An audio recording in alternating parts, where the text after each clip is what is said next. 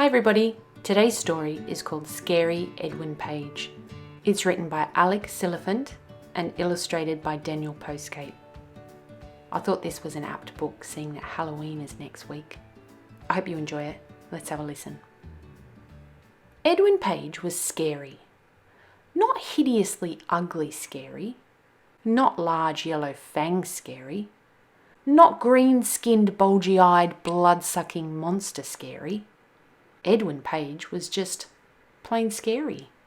It was all because of his hair. It was blacker than a bin bag full of bad dreams, and that is what people saw. They looked at scary Edwin Page's hair and felt like they were about to be dragged, screaming, into the darkest of nightmares. Even dogs would whimper and cower when scary Edwin Page walked by, and cats would spit and run up trees. If a hamster had escaped from its cage, it soon scampered back when it saw scary Edwin Page. Scary Edwin Page liked being scary. But on one particular night each year, scary Edwin Page was very, very scary indeed. And that night was Halloween. Scary Edwin Page would trick or treat around his town, and people were so scared of him that he would collect enough sweets to last him for the rest of the year. Every house was the same. Scary Edwin Page would knock on a door, the door would open, and he would say, "Trick or treat!" The people would see his nightmarish hair, throw all their sweets out to get rid of him, slam their door shut, lock it, and hide behind the sofa. This Halloween was different. Word soon got round that scary Edwin Page was trick-or-treating, so everyone in town turned out their lights and pretended not to be at home when he knocked on their doors. It didn't bother scary Edwin Page. His treat sack was already so full it was almost splitting.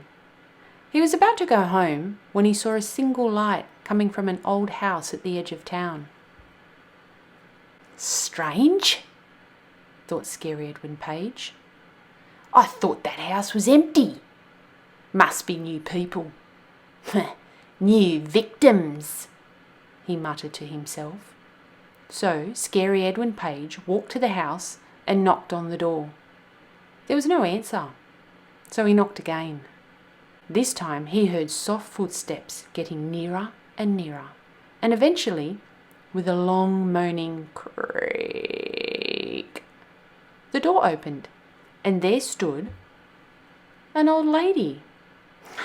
"Trick or treat!" hissed scary Edwin Page through his teeth as he grinned wickedly. "Trick or treat?" smiled the old lady sweetly. "Oh, I do love choices." Said scary Edwin Page. "My, what lovely hair you've got," said the old lady. Said scary Edwin Page. "Oh, yes," said the old lady. "Trick or treat, wasn't it? Okay, I choose trick." The old lady reached up her right hand and grabbed her hair. For a while she looked a little puzzled as she twisted and tugged at her hair this way and that. Then she smiled. "Silly old me," she sighed. "I remember now." Then, with the sucking sound a Wellington boot makes when it is pulled out of thick gooey mud and the rip of dry paper, off came her head. Scary Edwin Page ran and ran as fast as he could, dropping his bulging sack of treats so it didn't slow him down. He ran away from the sinister old house. He ran through the town with no lights on. He ran up the path to his house. He ran through his front door. He ran up the stairs and he ran, jumped, into his bed.